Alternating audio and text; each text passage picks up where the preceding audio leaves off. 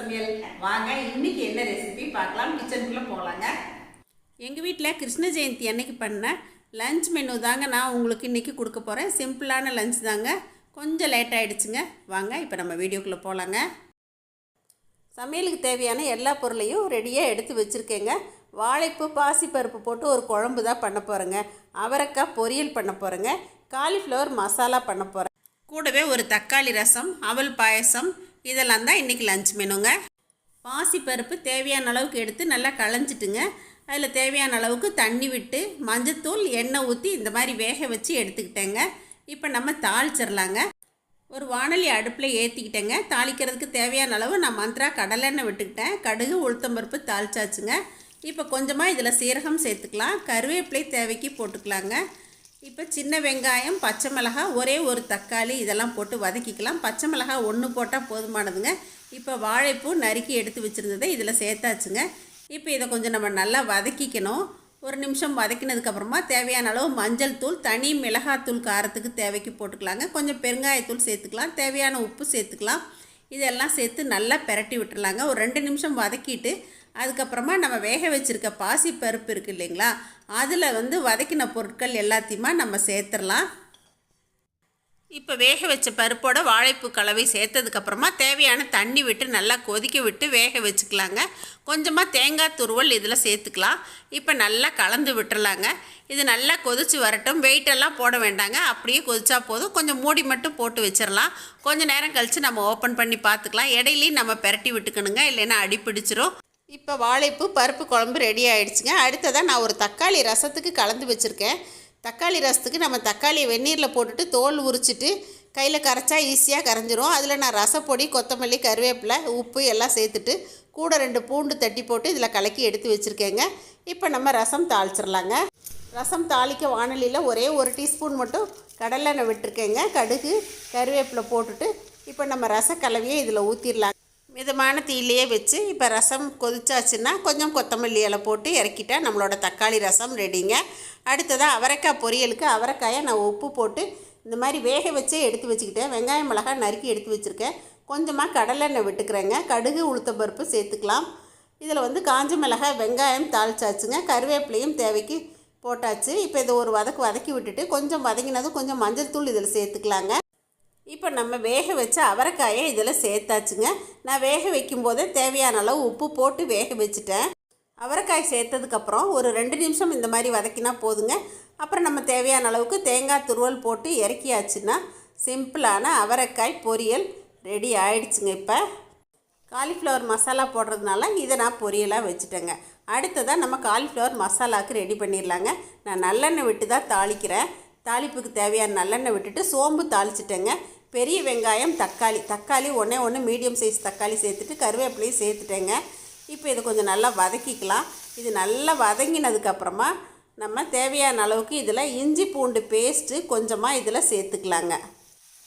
இப்போ 1 நிமிஷம் பெரட்டி விட்டதுக்கப்புறமா கொஞ்சம் மஞ்சள் தூள் சேர்த்துக்கலாங்க. அப்புறம் நம்ம கறி மசால் பொடி சேர்த்துக்கலாம். இந்த பொடி இல்லை உங்ககிட்ட அப்படின்னா மல்லித்தூள், மிளகாத்தூள் சேர்த்துக்குங்க.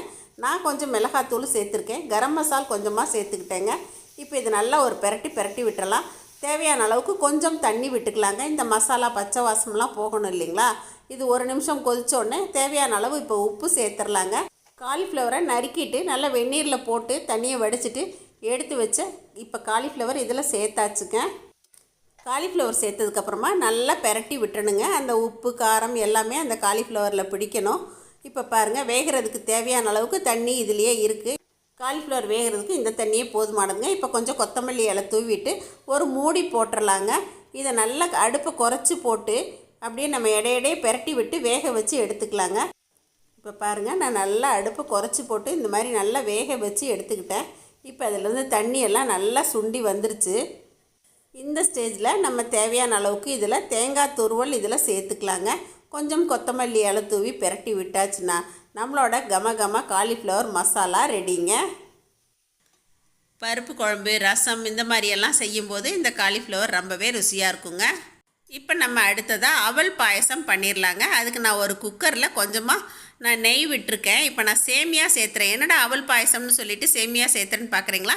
நான் சேமியா கலந்து தான் இன்றைக்கி பண்ண போகிறேன். சேமியா 1 கப் எடுத்துக்கிட்டேங்க. வெள்ளை அவல் கெட்டி அவல் 1 கப் எடுத்துக்கிட்டேன். இப்போ பாருங்கள், ஊற்றின நெய்யில் இதை நம்ம கொஞ்சம் வறுத்துக்கணும். கொஞ்சம் நல்லா வாசம் வர்ற வரைக்கும் வறுத்தா போதுமானது. ரொம்ப செவக்க வேண்டியது இல்லைங்க. இது வந்து ரோஸ்டட் சேமியா தான். அதனால் நம்ம இந்த மாதிரி வறுத்துட்டு வெந்நீர் தேவையான அளவுக்கு நம்ம வச்சு ஊற்றிக்கலாங்க. பச்சை தண்ணி ஊற்றாதீங்க, வெந்நீர் ஊற்றுங்க. அப்போ தான் சீக்கிரமாக வெந்து வரும். இதை நல்லா கலந்து விட்டுருங்க. இப்போ நம்ம குக்கரை மூடி போட்டு ஒரே ஒரு விசில் வச்சு இறக்கலாங்க. ஒரே ஒரு சவுண்ட்லேயே நல்லா வெந்துடும். இப்போ இது நல்லா வேகட்டுங்க. இப்போ இதுக்கு தேவையான பொருட்கள் எல்லாம் நம்ம ரெடி பண்ணி வச்சிடலாம். ஒரு மூடி தேங்காய் எடுத்து துருவிட்டு 2 ஏலக்காய் சேர்த்து எடுத்து வச்சுருக்கேங்க. இதை நம்ம மிக்ஸி ஜாரில் சேர்த்து கொஞ்சம் தண்ணி நல்லா தாராளமாக சேர்த்து அரைச்சி நம்ம பால் எடுத்து வச்சுக்கலாங்க. இப்போ நான் வெல்லம் 2 கப் அளவுக்கு நான் இதில் எடுத்து வச்சுருக்கேங்க. நல்லா பொடியாக்கி வச்சுருக்கேன். இப்போ நம்மளோட அவல் சேமியா கலவை நல்லா வெந்துருச்சு பாருங்கள். பொங்கல் கணக்காக கொஞ்சம் கெட்டியாக தான் இருக்குது. நம்ம வெல்லம் போடும்போது இன்னும் கொஞ்சம் இலக்கம் கொடுக்கும். இப்போ நான் அடுப்பை பற்ற வச்சுட்டேங்க, சிம்மில் போட்டிருக்கேன். இப்போ இந்த வெல்லம் சேர்த்தாச்சு. இந்த வெல்லத்தில் கல்லே இல்லாதனால நான் அப்படியே சேர்த்துருக்கேன். நீங்கள் கல் இருக்கிற மாதிரி இருந்துச்சுன்னா நல்லா தண்ணியில் கொதிக்க வச்சு வடிகட்டி இதில் ஊற்றிடுங்க. இப்போ இது நல்லா மிக்ஸ் பண்ணி விடும்போது இன்னும் கொஞ்சம் குழகுழப்பு கிடைக்கும். நம்ம இப்போ தேங்காய் பால் சேர்த்துடலாங்க. தேங்காய் பால் சேர்த்தும்போது நமக்கு தேவையான அளவுக்கு நல்லா தண்ணியாக வந்துடுங்க பாயசம். அதனால் நீங்கள் தேங்காய் பால் எடுக்கும்போது தாராளமாக நீங்கள் தண்ணி விட்டே எடுத்துக்கலாம். முதல் பால் 2ஆம் பால்லாம் இல்லைங்க, ஒரே பாலாக நீங்கள் தண்ணி விட்டே எடுத்துக்கலாம். பாருங்கள், நமக்கு தண்ணி சேர்க்கணும். இல்லைன்னா நீங்கள் வெந்நீர் கொஞ்சம் வச்சு இதில் சேர்த்திக்கிங்க. இந்த மாதிரி நல்லா கொதிச்சதுக்கப்புறமா கலந்து விட்டுட்டு நம்ம நெய்யில் முந்திரி திராட்சை இதெல்லாம் வறுத்து சேர்த்தாச்சுன்னா நம்மளோட கமகம பாயசம் ரெடிங்க. அவல் சேமியா பாயசம் கிருஷ்ணருக்கு ரெடி ஆயிடுச்சுங்க. எங்கள் குட்டிமாவுக்கு எப்பயுமே ஜவ்வரிசி பாயசம் தான் பிடிக்கும். இது என்ன அம்மாச்சி கொஞ்சம் வித்தியாசமாக இருக்கே அப்படின்னு சொல்லிட்டு இன்றைக்கி வாசம் வந்தோடனே கிச்சனுக்கே வந்துட்டாங்க. இப்போ அவங்க என்ன சொல்கிறாங்க கேட்கலாம் வாங்க. அது கிருஷ்ணருக்கு பாயசம். என்ன பாயாசம்? கிருஷ்ணருக்கு பிடிச்ச பாயசம். என்ன பாயாசம்? அவல் பாயசம். அவல் பாயாசம். டேஸ்ட் பண்ணி பார்க்கலாமே. அண்ணா, நீங்க என்ன கிருஷ்ணருக்கு வச்சீங்களா இல்லையா? நான் கிருஷ்ணருக்கு எடுத்து வச்சிட்டேனே. எப்போ வச்சீங்க? வச்சிட்டேன்.